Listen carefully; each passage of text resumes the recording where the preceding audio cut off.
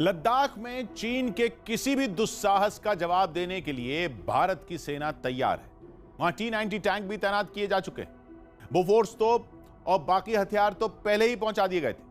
यह तैयारी इसलिए भी जरूरी है क्योंकि चीन विश्वासघात से बाज आता नहीं दिख रहा। भारत ने चीन के खिलाफ रणनीतिक घेरेबंदी भी तेज कर दी है। चीन इसी बात से तिलमिलाया हुआ है क्योंकि भारत ने उसे कूटनीतिक मोर्चे पर पूरी तरह अलग थलग कर दिया है।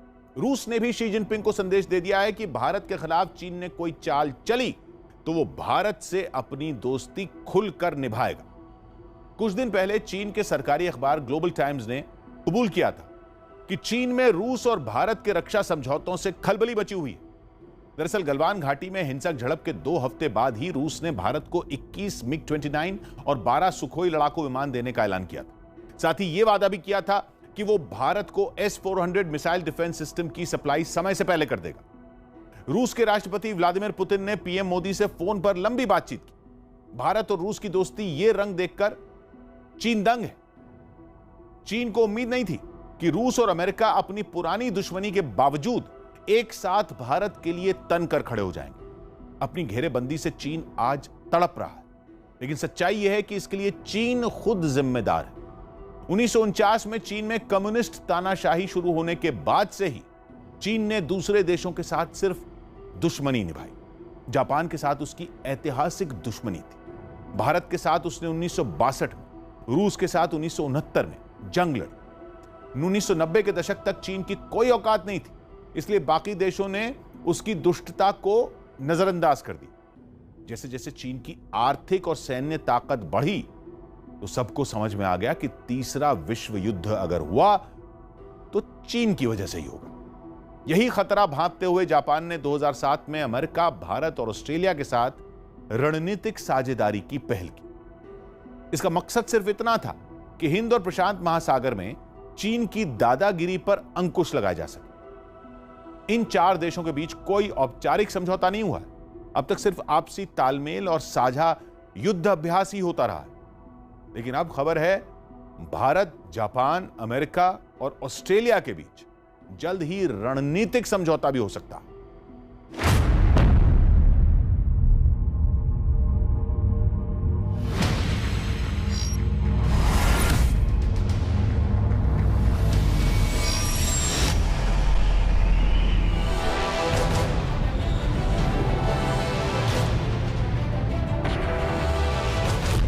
LAC पर पस्त हुई लाल सेना। सरहद पर चीन को दिखी उसकी हद।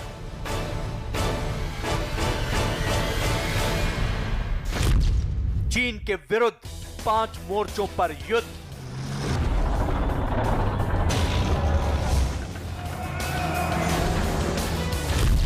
मोदी के पंचतंत्र में फंसा चीन। लद्दाख, वो इलाका जिस पर चीन की नजर 50 के दशक से टिकी है। चीन जानता है कि एशिया में उसका सिक्का तब तक कायम नहीं हो सकता जब तक भारत जैसी शक्ति उसके सामने खड़ी है।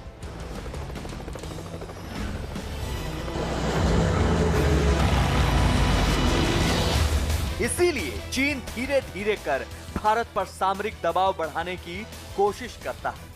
लेकिन इस बार चीन का भ्रम भारतीय सेना के पराक्रम की आग में भस्म हो चुका है। आपको दिखाएंगे कि मोदी के पंजे में चीन कैसे फंस चुका है। लेकिन पहले उस लद्दाख और LAC का हाल जहां जवानों और जनता दोनों का जोश हाई है।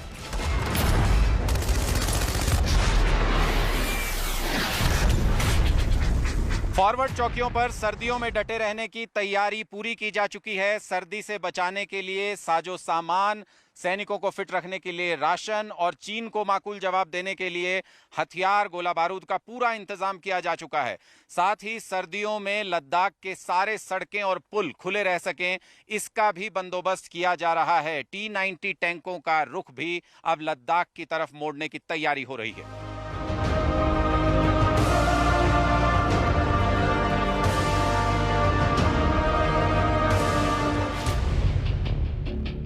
सर्दियों के मौसम के लिए BRO यानी बॉर्डर रोड ऑर्गेनाइजेशन ने भारी तैयारी की है। फिलहाल LAC तक पुलों को मजबूत किया जा रहा है और सर्दियों में भी सड़कें खुली रखने का बंदोबस्त किया जा रहा है। दरअसल लद्दाख के दौलत बेग ओल्डी तक राशन हथियारों की सप्लाई ट्रकों से होती है, तो रोड खुला रहना जरूरी है। इसके साथ खबर यह भी है कि पूर्वी लद्दाख में LAC पर T-90 टैंक भी तैनात हो सकते हैं। फिलहाल बख्तरबंद गाड़ियों से जवानों को LAC तक पहुंचाया जा रहा है। साथ ही पूर्वी लद्दाख में LAC पर मिसाइलों की तैनाती भी कर दी गई है। हल्के और हर तरह की जमीन पर अचूक लड़ाकू क्षमता वाले T-20 टैंक को बहुत सोच समझकर चुना गया है। T-90 टैंकों की गिनती या उनका शुमार दुनिया के बेहतरीन टैंकों में होता है। T-90 टैंक की गन 125 मिलीमीटर की है। उसके साथ ही साथ ये एंटी टैंक मिसाइल भी फायर कर सकता है। इसका वजन अपने साइज को देखते हुए बहुत कम है, 48 टन, और उसकी हार्स पावर 1000 हार्स पावर काफी अधिक होती है। पेंगोंग झील से सटी चोटियों पर भारत को बढ़त मिलने के बाद चीन को जबरदस्त झटका लगा है और वो आए दिन LAC के नजदीक अपने हथियारों का प्रदर्शन कर रहा है। लेकिन भारत ने भी चीन को चोट पहुंचाने की पुख्ता तैयारी कर ली है और आने वाले दिनों में चीन की सेना को मुंहतोड़ जवाब देने का इंतजाम हो चुका है। चाइना की जो पॉलिसी है कि सैन्य शक्ति के माध्यम से वो अपने उसूलों को या ऑब्जेक्टिव्स को पूरा करने की, वो इस समय पूरी तरीके से फेल हो गई। अभी तक वो छोटे मोटे देशों से के ऊपर अपना रूप जमाने की कोशिश कर रहा था, मगर जब भारत के साथ उसका सामना पड़ा तो उसको बड़ी मुंह की खानी पड़ी। LAC पर भारतीय सेना का जोश तो हाई है ही, लद्दाख की जनता भी सेना के साथ पूरे जोश खरोश के साथ खड़ी है और जवानों के लिए लद्दाख की वो खास चीजें भेजी जा रही हैं जो सर्दी में उनके शरीर को पोषण दे सके। लोकल खाना किस तरीके से वो पैक करके भेजते हैं वो हम आपको दिखा रहे हैं। क्या क्या चीजें हैं ये आप जरा अगर मुझे बता सकें कि क्या क्या चीजें ये हैं। ये ड्राई सब्जी है सर, जो यही खेत में भी उगता है। हाँ। अभी इसको सुखा के फिर उसको रेडी टू ईट किया हुआ है सर। और ये लोकल मटर है सर, हाँ। जिसमें प्रोटीन बहुत ज्यादा मात्रा में होता है सर। और इसमें ये जो पनीर है सर, जो सूखा लस्सी के उबालने के बाद बनता है सर, इसको हम इस सत्तू के साथ मिला के भी खा सकते हैं और सूखा भी खा सकते हैं सर। बहुत सारे लोग इसमें चीनी भी मिक्स करता है जो ड्राई फ्रूट की तरह खा लेते हैं। सीमा पर राशन भेजने वालों में लद्दाख के वो रिटायर्ड फौजी भी हैं जो 62 और 65 की जंग लड़ चुके हैं। इन्हें विश्वास है कि इस बार चीन ने गलती की तो सब गंवा बैठेगा।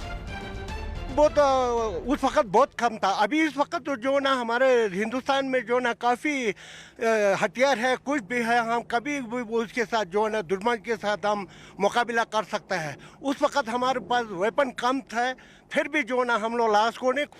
चीन की विस्तारवादी नीति का सबसे पुराना सपना है भारत और उसके पास के इलाकों पर अपना राज कायम करना।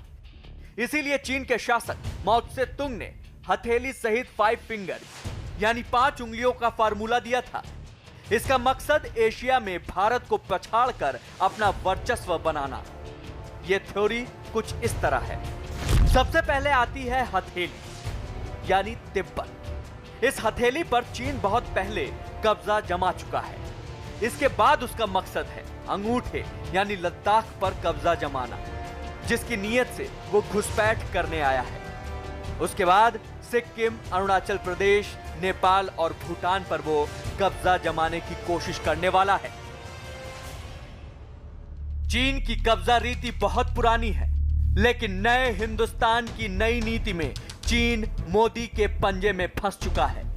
यह नीति है हिंदुस्तान के प्रधानमंत्री का पंचतंत्र। भारत के पंचतंत्र को भी चीन की थ्योरी के हिसाब से देखें तो अंगूठा हुआ भारत की LAC पर मजबूत तैयारी और चीन को पटखनी। इस तनाव के वक्त भारत को अमेरिका, जापान और ऑस्ट्रेलिया का पूरा समर्थन हासिल है। इसके हिसाब से यह हुई 4 उंगली और 5वीं उंगली हुई रूस, क्योंकि रूस के राष्ट्रपति पुतिन ने भारत के साथ सामरिक सहयोग बढ़ाने की बात फिर दोहराई है। मोदी के इस रणनीतिक मोर्चे में चीन पूरी तरह फंस चुका है, क्योंकि वो दुनिया में अकेला खड़ा रह गया है। चीन अब 4 देशों के क्वाड यानी 4 कोणीय सुरक्षा चक्र के शिकंजे में फंस चुका है। क्वाड अमेरिका, जापान, ऑस्ट्रेलिया और भारत का संगठन है। अब इस संगठन के देश अमेरिका, जापान, ऑस्ट्रेलिया और भारत चीन को घेरने की पुख्ता तैयारी कर रहे हैं। अक्टूबर में दिल्ली में इन चारों देशों की बैठक हो सकती है। इस बैठक में चारों देश एक दूसरे के सैन्य साधनों के आपसी इस्तेमाल पर समझौता कर सकते हैं। भारत के साथ इन 3 देशों के आने से चीन को बहुत बड़ा झटका लगा है। भारत ने भी अब इस बात को समझ लिया है कि हिंद महासागर और साउथ चाइना सी में चीन को रोकने के लिए भारत को इन देशों की सहायता की जरूरत पड़ सकती है। इसलिए भारत इस महीने क्वाड के विदेश मंत्रियों की मीटिंग ऑर्गेनाइज करने जा रहा है। चीन इससे सख्त नाराज है। भारत की रणनीतिक जीत यह है कि मजबूत विदेश नीति के जरिए सिर्फ अमेरिका को ही साथ नहीं लाया गया। रूस ने भी चीन के खिलाफ भारत का सहयोग करने के लिए हाथ आगे बढ़ाया है। रूस के राष्ट्रपति व्लादिमीर पुतिन ने पीएम मोदी को फोन किया और उन्हें जन्मदिन की बधाई दी। इस दौरान उन्होंने रूस भारत की साझेदारी मजबूत करने की बात भी दोहराई। पीएम मोदी ने पुतिन को साझा समिट में भारत आने का न्योता भी दिया। कहते हैं राजनीति और विदेश नीति में संकेतों की भाषा के गहरे मायने होते हैं और ये वो सारे संकेत हैं जो इशारा कर रहे हैं कि चीन सिर्फ एलएसी पर ही नहीं घिरा बल्कि विश्व मंच पर भी घिर गया है। डोकलाम का इशू हो या अब ये लद्दाख में जो कुछ भी हो रहा है उसमें भारत का वो साथ दे रहा है। जब से ये टेंशन शुरू हुआ है रशियन ऑफिशियल भारतीय सैनिक अधिकारी हों या डिप्लोमेट्स हों या उच्च लेवल के ऑफिशियल्स हों, उनके टच में भी बने हैं। और अभी हाल ही में पुतिन ने भी फिर से प्रधानमंत्री श्री नरेंद्र मोदी जी से बात की। चीन लद्दाख में घुसने का इरादा लेकर एलएसी के नजदीक आया था, लेकिन सेना ने उसे चोटियों से उठाकर पटक दिया और मोदी के पंचतंत्र ने उसे दुनिया के मंच से उठाकर पटक दिया है। एलएसी पर भारत अगर चीन को मुंह तोड़ जवाब देने के लिए तैयार है तो दक्षिण चीन सागर में अमेरिका ने चीन के होश ठिकाने लगा दिए। वहां ताइवान की मदद के लिए अमेरिका ने अपने लड़ाकू विमानों से लैस 2 युद्धपोत 6 महीने पहले ही तैनात कर दिए थे। अब वो ताइवान की सेना को भी लड़ाकू विमान और हथियारों की सप्लाई तेज कर चुका है ताकि चीन से निपटने के लिए अमेरिका को अपने सैनिकों और हथियारों का इस्तेमाल ही न करना पड़े। एक दिन पहले अमेरिका के अखबार न्यूयॉर्क टाइम्स की रिपोर्ट में बताया गया कि अमेरिका ने ताइवान को 7 किस्म के हथियारों का पूरा पैकेज दे दिया। इनमें लंबी दूरी तक मार करने वाली वो मिसाइलें भी हैं जिन्हें ताइवान के लड़ाकू विमानों से दागा जा सकता है। इन मिसाइलों की रेंज में दक्षिण पूर्वी चीन के कई शहर हैं। इसके अलावा अमेरिका ने पिछले साल ही ताइवान को 66 F-16 लड़ाकू विमान भी दिए थे। ये लड़ाकू विमान बनाने वाली अमेरिका की कंपनी लॉकहीड मार्टिन ने ताइवान में ही अपना एक सेंटर खोलने की तैयारी शुरू कर दी है ताकि विमानों की मरम्मत ताइवान में ही हो सके। ताइवान में सक्रिय सैनिकों की संख्या तो 1.25 लाख से कम ही है, लेकिन वहां 16,50,000 से ज्यादा रिजर्व सैनिक हैं जो अपने देश को चीन के हमले से बचाने के लिए किसी भी वक्त जंग के मैदान में उतरने के लिए तैयार है।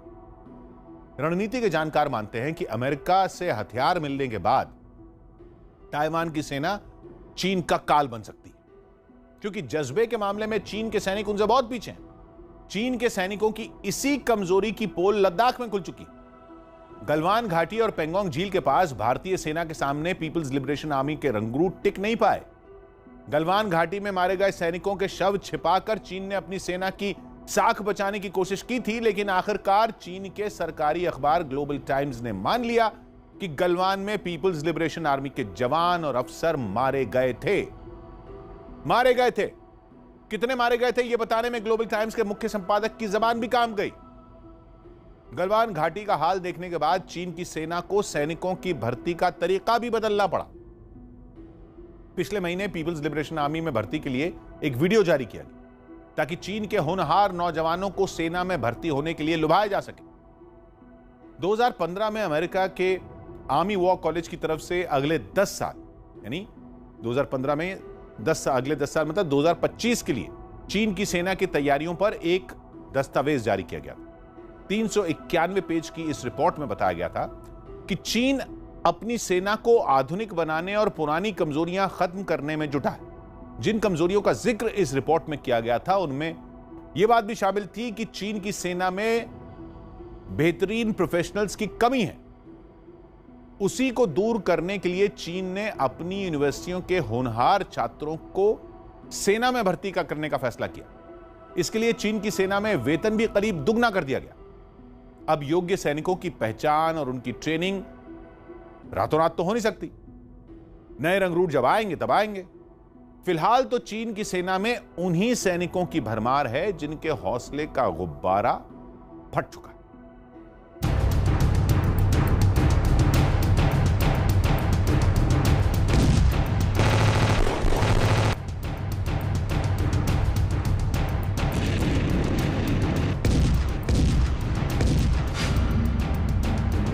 चौपट होने के बहुत करीब चीन।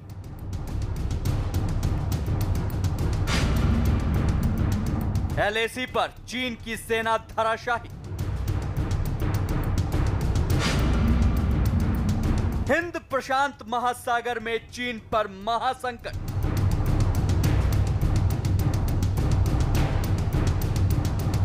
भारत और चीन की सेना में सबसे बड़ा फर्क है जज्बे का।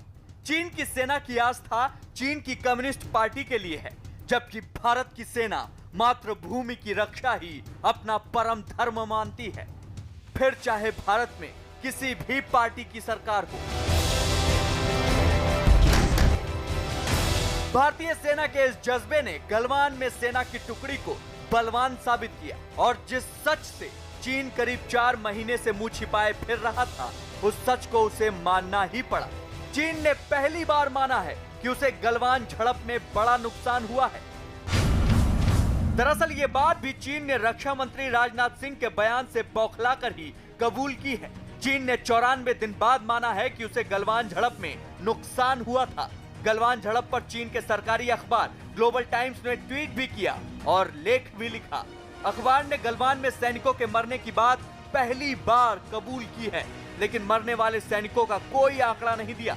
हालांकि चीन का दावा है कि उसके भारत से कम सैनिक मारे गए। इसे चीन की चालाकी ही कहा जाएगा कि उसने गलवान में अपने सैनिकों के मरने की बात तो कबूली, लेकिन अभी तक भी सैनिकों की संख्या नहीं बताई, क्योंकि अगर सच सामने आ जाता तो दुनिया भर में चीन की नाक कट जाती और उसके अपने लोग भी उस पर उंगली उठाने लगते। हकीकत तो यह है कि गलवान में चीन के भारत से भी कहीं ज्यादा सैनिक मारे गए थे, लेकिन सच छुपाने के चक्कर में चीन के इन सैनिकों को शहीदों की तरह सम्मानजनक विदाई तक नहीं मिल पाई।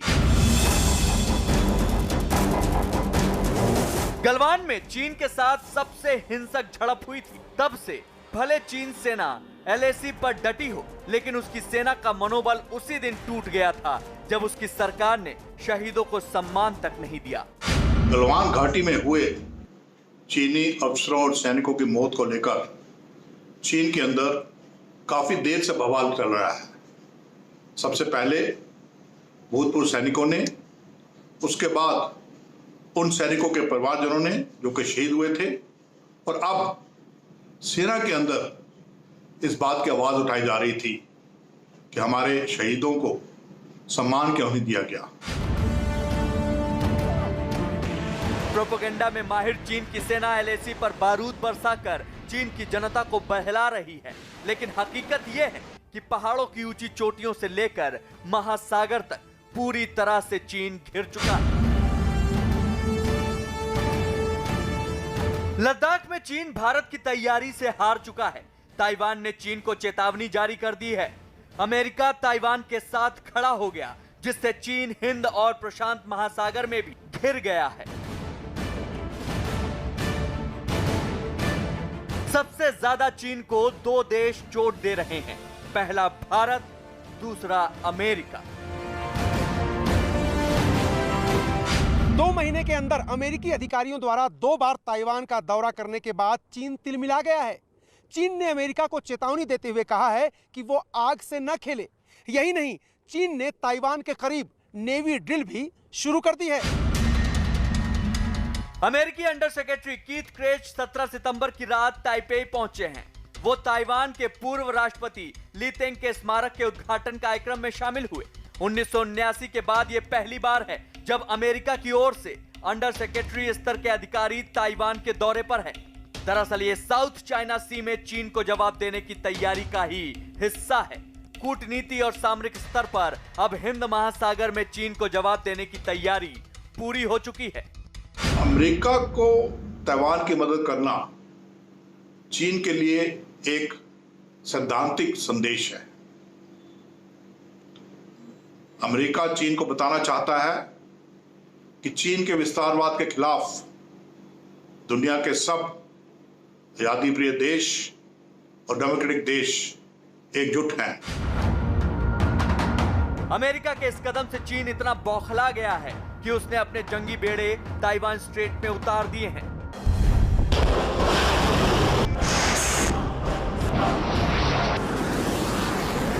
साउथ चाइना सी में चीन कई छोटे छोटे देशों को धमका रहा है और ट्रंप लंबे समय से चीन को दादागिरी न करने की चेतावनी दे रहे हैं, लेकिन चीन आए दिन दूसरे देशों के आइलैंड के नजदीक अपने सैन्य ड्रिल शुरू कर देता है और दक्षिण चीन सागर में लगातार नकली द्वीप बना रहा है और बार बार जंग की धमकी दे रहा है।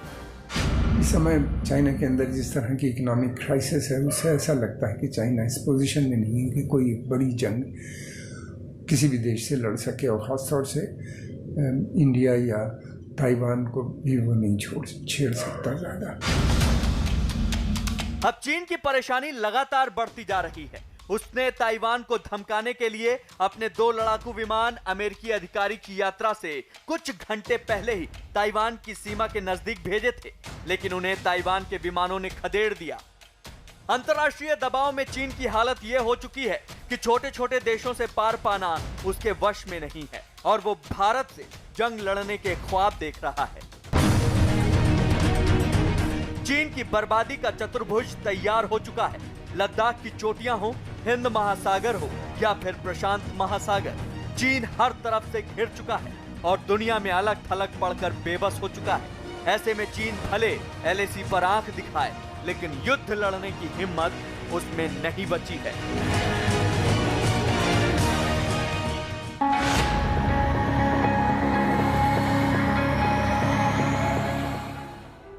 शी जिनपिंग की सरकार पाकिस्तान के रास्ते चोर दरवाजे से भारत की जमीन हड़पने की एक साजिश भी रच रही है। लद्दाख में भारत की जमीन पर कब्जा करने की चाल नाकाम होने के बाद चीन की नजर गिलगित बल्टिस्तान पर है। ऐतिहासिक तौर पर गिलगित बल्टिस्तान भारत के जम्मू कश्मीर का हिस्सा रहा है, जिसे 1947 में बंटवारे की आपाधापी में पाकिस्तान ने आजादी का झांसा देकर अपने चंगुल में फंसा लिया था। लंबे समय तक पाकिस्तान यही दिखाता रहा कि गिलगित बल्टिस्तान स्वायत्त इलाका है।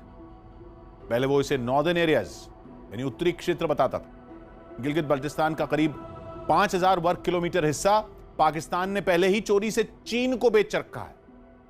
वहां चीन और पाकिस्तान के खिलाफ आंदोलन भी चल रहा है, जिसके बाद पाकिस्तान खुलकर अपनी मनमानी करने की तैयारी में है। पाकिस्तान अब गिलगित बल्टिस्तान को अपना 5वां प्रांत बनाने की कोशिश में जुटा है। पाकिस्तान ने ऐसी कोशिश 2009 से शुरू कर दी थी। उसी के तहत नॉर्दर्न एरियाज को उसके पुराने नाम गिलगित बल्टिस्तान के रूप में मान्यता दी गई थी। गिलगित बल्टिस्तान के लोगों के विरोध की वजह से 5 साल तक गिलगित बल्टिस्तान को पाकिस्तान का प्रांत बनाने की हिम्मत नहीं हुई। 2015 में CPEC यानी चाइना पाकिस्तान इकोनॉमिक कॉरिडोर का काम शुरू होते ही पाकिस्तान ने गिलगित बल्टिस्तान को प्रांत का दर्जा देने के लिए एक कमेटी बना दी। दरअसल CPEC के लिए गिलगित बल्टिस्तान की अहमियत बहुत ज्यादा है। चीन को यह चिंता सता रही है कि अगर गिलगित बल्टिस्तान POK के साथ ही भारत में चला गया तो CPEC का क्या होगा। पिछले साल जम्मू कश्मीर से आर्टिकल 370 खत्म करते समय केंद्र सरकार ने डंके की चोट पर दावा किया था कि गिलगित बल्टिस्तान भी POK की तरह जम्मू कश्मीर का हिस्सा है और भारत उसे वापस लेने के लिए बिना चैन से नहीं बैठेगा। तभी से चीन और पाकिस्तान की बेचैनी बढ़ी हुई। लद्दाख में चीन की सेना की घुसपैठ की एक वजह POK और गिलगित बल्टिस्तान को भी माना जा रहा है। यही वजह है कि बीते कुछ दिनों से पीओके में बैठी पाकिस्तान की सेना बौखलाई हुई है। एक दिन पहले एलओसी पर उसी बौखलाहट में पाकिस्तान की तरफ से गोलाबारी हुई, जिसके जवाब में भारतीय सेना ने पाकिस्तान के कई बंकरों को खंडर बना दिया।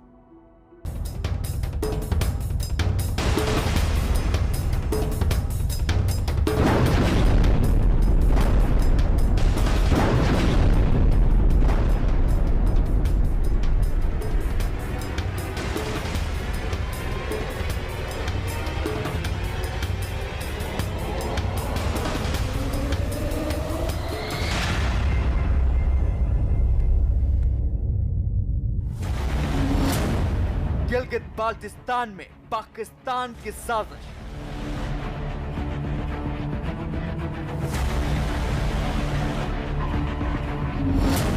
गिलगित बाल्टिस्तान को 5वां सूबा बनाने की साजिश।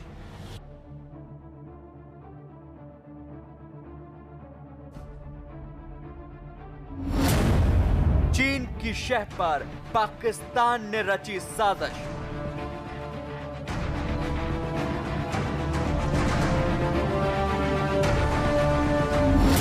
एलएसी पर हारे चीन ने रची पीओके में साजिश।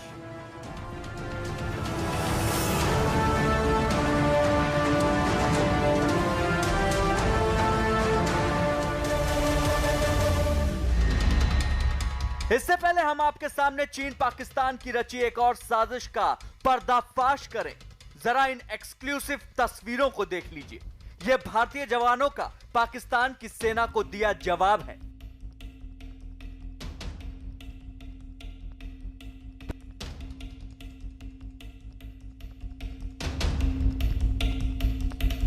दरअसल पाकिस्तान पिछले 4 दिनों से एलओसी पर पुंछ और राजौरी में लगातार हैवी फायरिंग और गोलाबारी कर रहा था।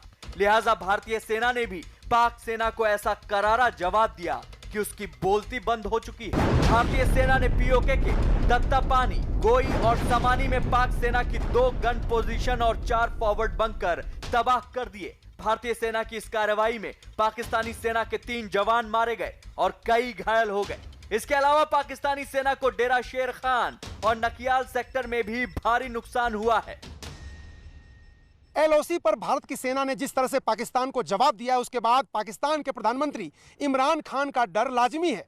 लाइन ऑफ एक्चुअल कंट्रोल पर भी भारतीय सेना ने जिस तरह से चीन के छक्के छुड़ाए, उसके बाद पाकिस्तान के हुक्मरानों और सेना की बोलती बंद है।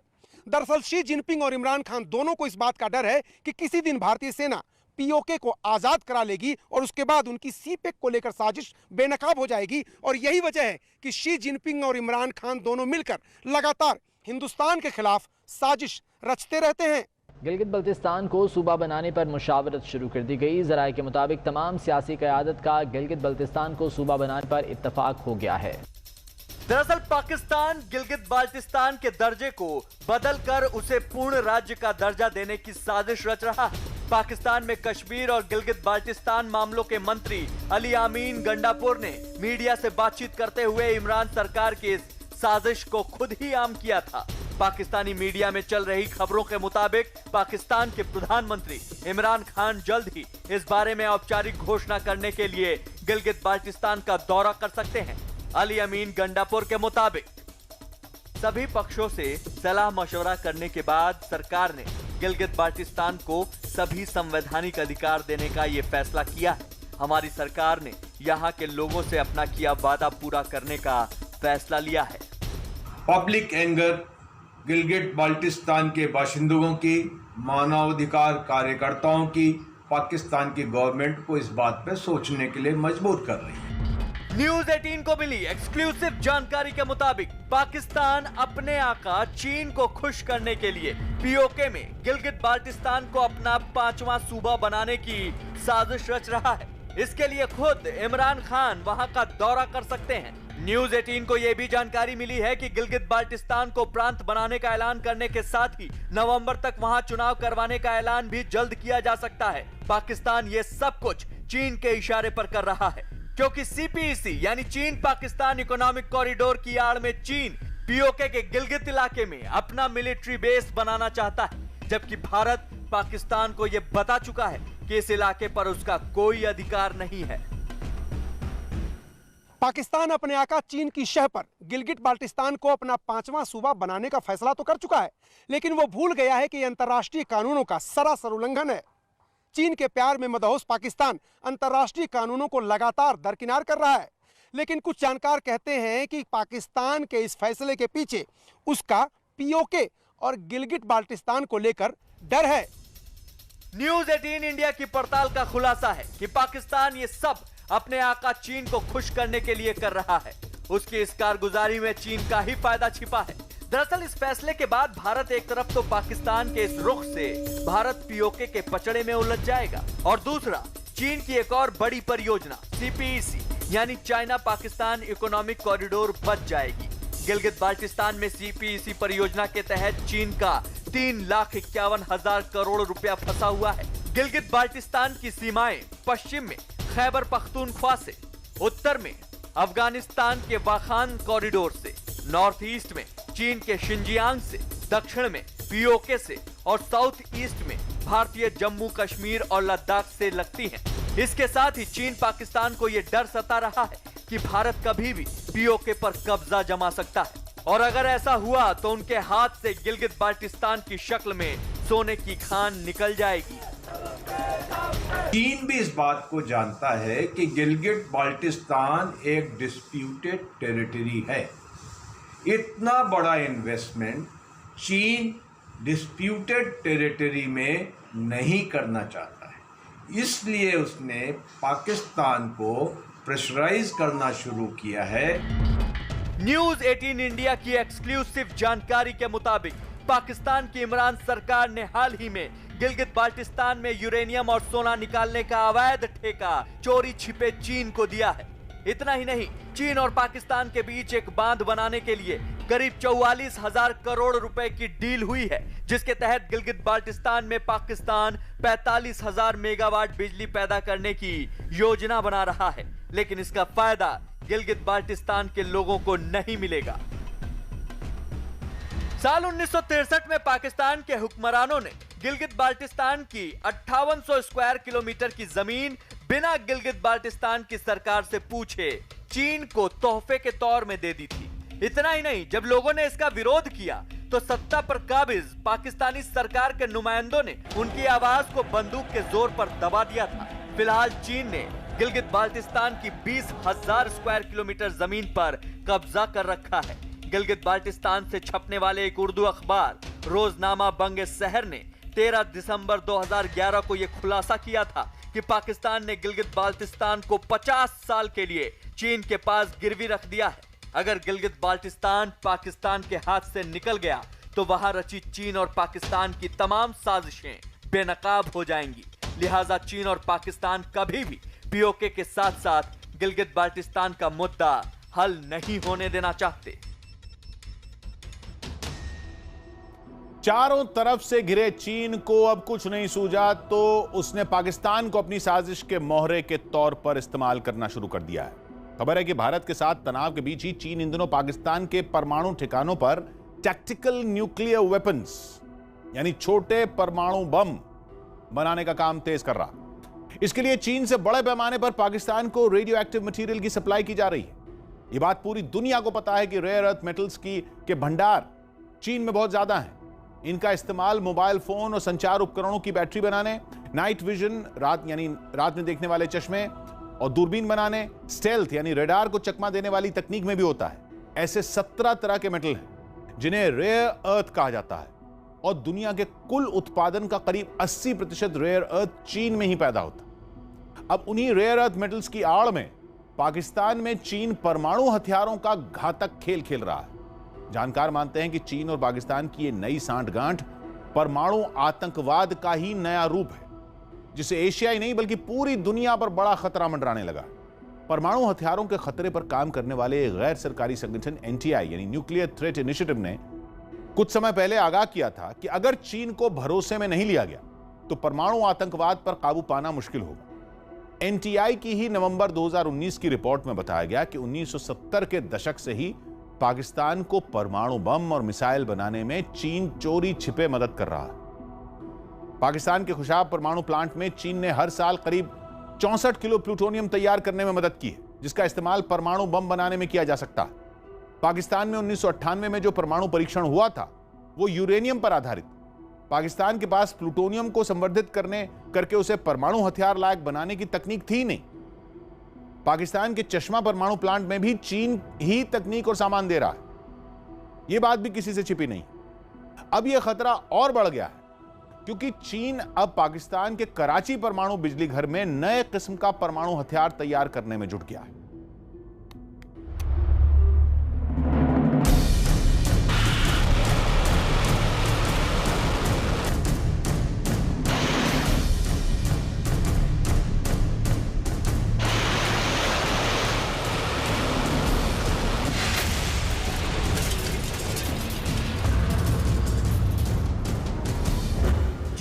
पाकिस्तान की परमाणु साजिश बेनकाब।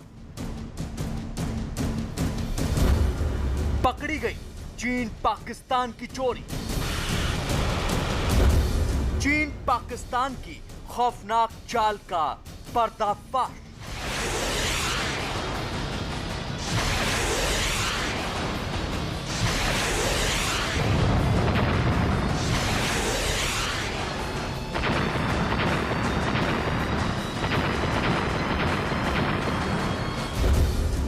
चोर चोर मौसेरे भाई।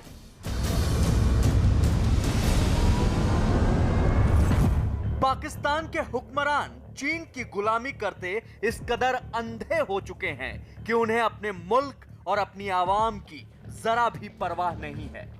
अगर ऐसा होता तो पाकिस्तान कभी भी परमाणु हथियारों की चोरी की हिमाकत नहीं करता। लेकिन वो पाकिस्तान ही क्या जो सुधर जाए। भारतीय खुफिया एजेंसियों ने एक बार फिर चीन और पाकिस्तान की नई परमाणु साजिश का पर्दाफाश किया है।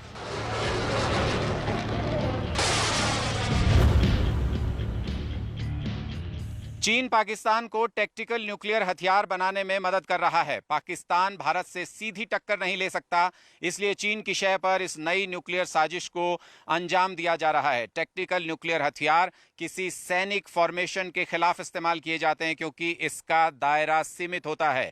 भारतीय खुफिया एजेंसियों के मुताबिक चीन सारे अंतर्राष्ट्रीय नियमों का उल्लंघन कर पाकिस्तान को टैक्टिकल न्यूक्लियर हथियार बनाने में मदद कर रहा है। चीन बेरियम 133 के सोर्स मटेरियल को पाकिस्तान भेजने की तैयारी में है। बेरियम 133 को पाकिस्तान के Karachi nuclear power plant unit K2 और यूनिट K3 में भेजा जा रहा है। CNNC यानी चाइना नेशनल न्यूक्लियर कॉरपोरेशन और CZEC यानी चाइना जोंगयुआन इंजीनियरिंग कॉरपोरेशन ने इसके निर्यात की मंजूरी दे दी है। खुफिया रिपोर्ट की माने तो ये मटेरियल 30 जून 2021 तक पाकिस्तान पहुंच जाएगा। यही नहीं, चीन पाकिस्तान की प्लूटोनियम से बनने वाले परमाणु हथियार बनाने में मदद कर रहा है। चीन ने इस बात को पुख्ता करने के लिए कहा कि जिस भी जहाज से ये पाकिस्तान जाएगा वो भारत के किसी भी बंदरगाह पर न रुके। पाकिस्तान को टैक्टिकल न्यूक्लियर वेपन्स को डेवलप करने में मदद कर रहा है और उसे हर तरीके का सपोर्ट प्रोवाइड कराया जा रहा है, जिसमें कि फ्यूल भी शामिल है। और इस तरीके के टैक्टिकल न्यूक्लियर वेपन्स का इस्तेमाल पाकिस्तान भारत के साथ युद्ध की स्थिति में भारत की सेनाओं को क्षति पहुंचाने के लिए कर सकती हैं। न्यूज 18 इंडिया को भारतीय खुफिया सूत्रों से मिली जानकारी के मुताबिक चीनी वैज्ञानिक पाकिस्तान को प्लूटोनियम बेस्ड टेक्निकल न्यूक्लियर हथियार बनाने की तकनीक देने की साजिश पर भी काम कर रहे हैं। पाकिस्तान के पास कम दूरी तक मार करने वाली हथर्व-9 मिसाइल है। पाकिस्तान ने इसे चीन के विशी रॉकेट सिस्टम को कॉपी करके बनाया है। हथर्व-9 मिसाइल 60 किलोमीटर की दूरी तक मार कर सकती है और इसे मोबाइल मिसाइल लॉन्चिंग सिस्टम के जरिए तेजी से तैनात किया जा सकता है। हथर्व-9 ठोस ईंधन से चलती है, इसलिए इसे बहुत कम समय में लॉन्च किया जा सकता है।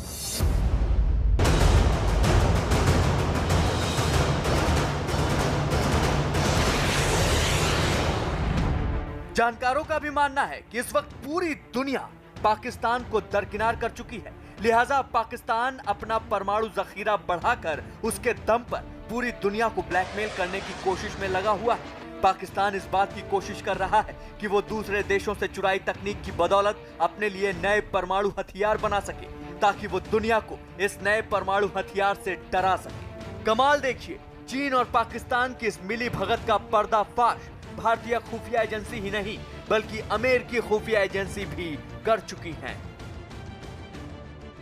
2 जनवरी 2020 को भी अमेरिका ने पाकिस्तान की चोरी पकड़ी थी। पाकिस्तान की खुफिया एजेंसी ISI चोरी छिपे परमाणु तकनीक से जुड़ी चीजें हासिल करने की कोशिश कर रही थी। इसके लिए ISI ने बाकायदा एक शेल कंपनी बना रखी थी। पाकिस्तानी एजेंसी की ये शेल कंपनी रावलपिंडी से चलाई जा रही थी। अमेरिका ने ISI के इस नेटवर्क के 5 लोगों को गिरफ्तार भी किया है।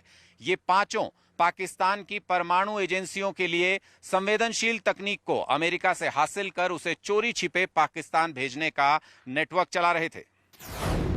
अमेरिका के जस्टिस विभाग के मुताबिक अमेरिकी सुरक्षा एजेंसियों ने अमेरिका में रहकर ISI के लिए काम करने वाले 5 जासूसों को गिरफ्तार किया।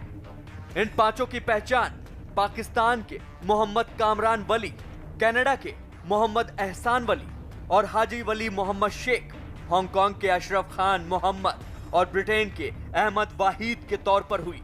अमेरिका की संघीय अदालत ने इन्हें international emergency economic power act और एक्सपोर्ट कंट्रोल रिफॉर्म एक्ट के उल्लंघन की साजिश रचने का दोषी ठहराया। जस्टिस विभाग के मुताबिक सितंबर 2014 से अक्टूबर 2019 के बीच इन पांचों ने अमेरिका से 38 बार पाकिस्तान के लिए संवेदनशील सामान निर्यात किए। ये खरीद शेल कंपनी बिजनेस वर्ल्ड के जरिए हुई, लेकिन वास्तव में उन्हें पाकिस्तान में AERO यानी एडवांस इंजीनियरिंग रिसर्च ऑर्गेनाइजेशन और PAEC यानी पाकिस्तान एटॉमिक एनर्जी कमीशन को भेजा गया। ISI ने अपने इस नेटवर्क के जरिए पाकिस्तान के लिए क्रूज मिसाइल और UAV यानी मानव रहित विमान तकनीक की चोरी की थी।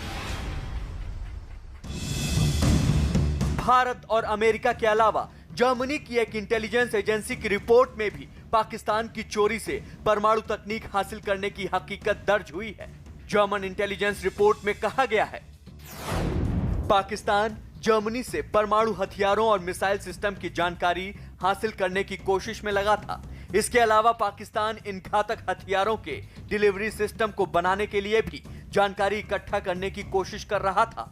इस इंटेलिजेंस एजेंसी की रिपोर्ट में यह दावा किया गया है कि पाकिस्तान सिर्फ जर्मनी में नहीं बल्कि कई दूसरे देशों से भी उनकी परमाणु तकनीक और घातक मिसाइलों को हासिल करने की कोशिश कर रहा है। इस रिपोर्ट में यह बात साफ तौर पर कही गई है कि पाकिस्तान अपने दूतावास में काम करने वाले अधिकारियों के जरिए उन देशों से उनके परमाणु हथियारों और उनकी तकनीक की अवैध जानकारियां जुटाते हैं। हैरानी तो इस बात की है कि आज से 16 साल पहले पाकिस्तान परमाणु तकनीक चुराने के इल्जाम में पूरी दुनिया के सामने शर्मिंदा हो चुका है। साल 2004 में पाकिस्तान के परमाणु हथियारों के जनक कहे जाने वाले वैज्ञानिक अब्दुल कदीर खान ने अपनी चोरी के लिए पूरी दुनिया के सामने माफी मांगी थी।